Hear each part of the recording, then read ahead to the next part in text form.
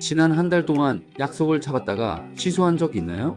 아니면 애초에 약속을 잡지 않은 적 있나요? 그 이유가 뭐였나요? 피곤해서, 귀찮아서, 아니면 그냥 집이 더 좋아서? 만약 집이 더 좋아서라면 이 영상은 당신을 위한 겁니다. 그리고 한 가지 먼저 말씀드릴게요. 당신은 이상한 사람이 아닙니다. 오히려 저는 오늘 당신이 남들보다 훨씬 정교하게 설계된 뇌를 가지고 있다는 걸 과학적으로 증명해 드릴 겁니다. 저는 한 가지 장면을 떠올리면 항상 마음이 착잡해집니다. 금요일 저녁 단체 카카오톡 방에서 알림이 울립니다. 오늘 다들 나와. 오랜만에 보자. 그 메시지를 보는 순간 당신 안에서 무슨 일이 벌어지나요? 설레나요? 아니면 어떻게 빠져나갈까 하는 생각부터 드나요? 대부분의 사람들은 후자를 느끼면서도 그걸 숨깁니다. 그리고 스스로를 탓합니다. 나는 왜 이렇게 사람 만나는 게 귀찮지? 내가 너무 이기적인 건 아닐까? 혹시 우울증 같은 건 아닐까? 이 자책의 고리를 오늘 끊어드리겠습니다. 왜냐하면 그 감정은 성격의 결함이 아니라 당신의 신경계가 보내는 지극히 합리적인 신호이기 때문입니다. 17세기 프랑스의 철학자 블레즈 파스칼이 남긴 말이 있습니다. 인류의 모든 문제는 혼자 방 안에 조용히 앉아있지 못하는 것에서 비롯된다. 그들은 고독을 공황으로 읽습니다. 하지만 당신은 다릅니다. 당신은 고독을 공간으로 읽는 사람입니다. 그 공간에서 생각을 펼치고 감정을 정리하고 자기 자신을 들여다볼 줄 압니다. 파스칼이 말한 그 능력, 혼자 조용히 머무를 수 있는 힘, 그게 바로 당신이 매일 집에서 훈련하고 있는 겁니다. 뇌 안쪽 깊숙한 곳에 편도체라는 기관이 있습니다. 크기는 아몬드 한 알 정도밖에 안 되지만 하는 일은 생존 그 자체입니다. 주변에서 오는 모든 신호를 0.3초 안에 스캔해서 위협인지 아닌지를 판별합니다. 누군가의 표정이 미묘하게 바뀌는 것, 대화의 분위기가 어색해지는 것, 공간 안에 흐르는 긴장감. 편도체는 이런 것들을 의식이 인식하기도 전에 이미 감지합니다. 그런데 집을 선호하는 사람들의 편도체는 이 감도가 유난히 높습니다. 같은 식당 소음도 어떤 사람은 그냥 배경음악처럼 흘려듣는데 당신은 그게 실제 소음으로 들어옵니다. 누군가 웃는데 그 웃음이 진심인지 아닌지를 알아채고 대화 중에 상대가 딴 생각을 하고 있다는 걸 감지합니다. 이게 피해의식이 아닙니다. 감각 처리의 정밀도가 남다른 겁니다. 동시에 뇌의 가장 앞쪽에 위치한 전전두엽이라는 영역이 있습니다. 감정을 조율하고 판단을 내리고 복잡한 정보들을 하나의 흐름으로 엮어내는 곳입니다. 뇌의 최고 사령부라고 보시면 됩니다. 혼자 있는 시간을 즐기는 사람들을 대상으로 한 신경과학 연구들을 보면 흥미로운 공통점이 발견됩니다. 이들의 전전두엽 활동량이 사회적 활동을 선호하는 10단에 비해 현저하게 높게 나타납니다. 쉬는 시간에도 뇌가 멈추지 않고 계속해서 무언가를 분석하고 연결하고 의미를 찾고 있는 겁니다. 그래서 당신은 멍하니 있는 것 같아도 실제로는 쉬고 있지 않습니다. 대부분의 사람들의 뇌가 일반 스마트폰 카메라라면 당신의 뇌는 전문 방송 장비입니다. 화질이 압도적으로 좋습니다. 같은 장면을 찍어도 당신의 뇌는 훨씬 많은 정보를 담아냅니다. 말의 내용뿐 아니라 억양, 표정의 미세한 변화, 그 자리에 흐르는 감정의 결, 공간 전체의 분위기까지. 문제는 그 파일 용량입니다. 시끄러운 모임 3시간이 어떤 사람에게는 그냥 즐거운 저녁이지만 당신에게는 전력을 다해 촬영한 대용량 영상 파일이 됩니다. 집에 돌아왔을 때 배터리가 방전되어 있는 건 당연한 일이에요. 처리한 데이터의 양이 다른 겁니다.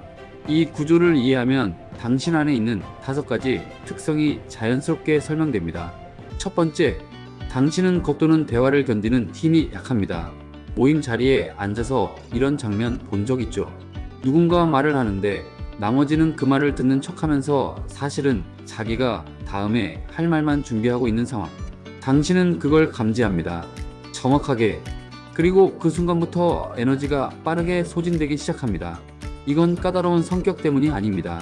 진정성 없는 상호작용에 뇌가 거부 반응을 일으키는 겁니다. 영양가 없는 음식을 아무리 많이 먹어도 배가 차지 않는 것처럼 속이 비어있는 대화는 아무리 오래 해도 당신을 채워주지 않습니다. 집에서는 그럴 필요가 없습니다.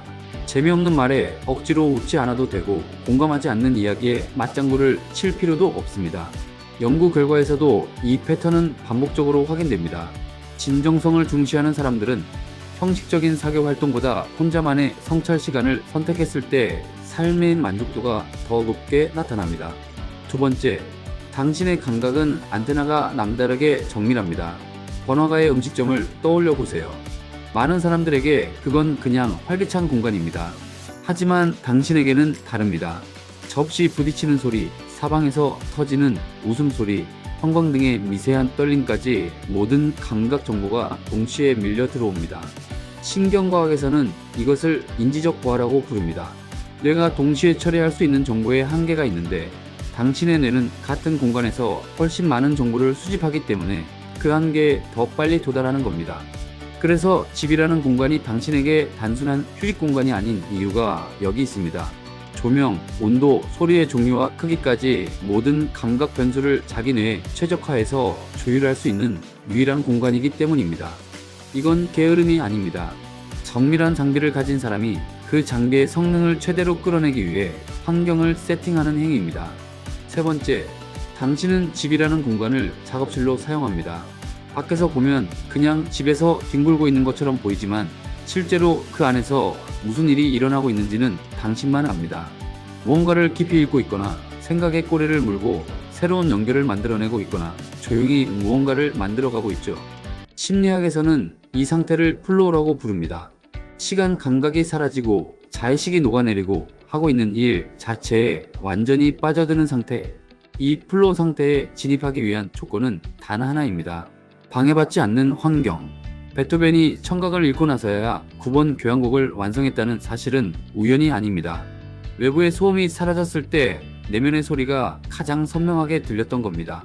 당신이 집에서 몇 시간이고 무언가에 빠져들 수 있다는 것, 그건 뇌가 플로우에 진입할 수 있는 환경을 스스로 만들어내고 있다는 증거입니다. 네 번째, 당신은 조용한 평화의 컵서치를 일찍 배운 사람입니다. 살면서 한 번쯤 겪어봤을 겁니다. 만날 때마다 불평을 쏟아내는 사람, 뒤돌아서면 험담이 오가는 모임, 그 자리에 다녀오고 나면 며칠씩 회복이 필요한 관계들. 이런 경험을 반복하다 보면 뇌는 자동으로 방어 전략을 수립합니다. 불필요한 에너지 지출을 줄이고 자신의 내면 자원을 지키는 방향으로요.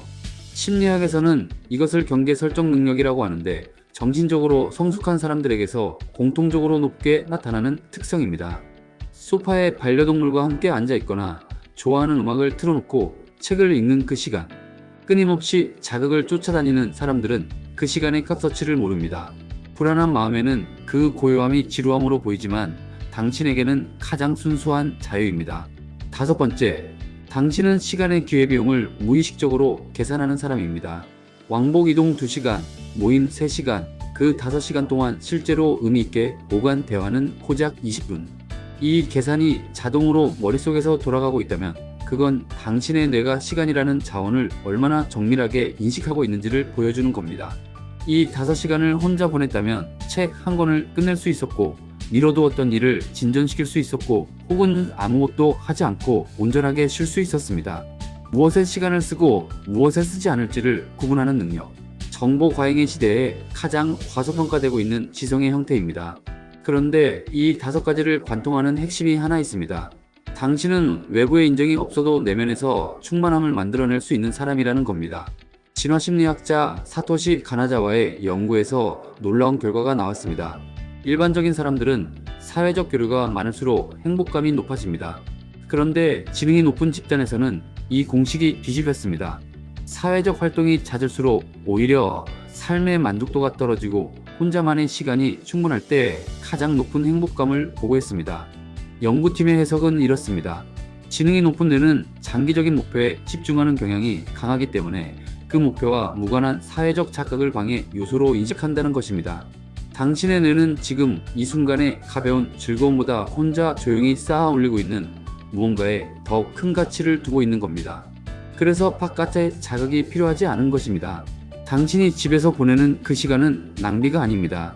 세상이 따라오지 못하는 깊이를 그 조용한 공간에서 매일 조금씩 쌓아 올리고 있는 겁니다.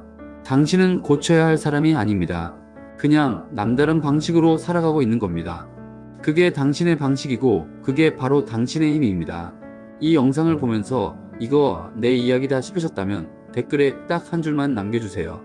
오늘 집에서 가장 좋았던 순간이 언제였는지, 그 한 줄이 같은 주파수를 가진 누군가에게 나만 이런 게 아니었구나 하는 안도가 될 겁니다. 시청해주셔서 감사합니다.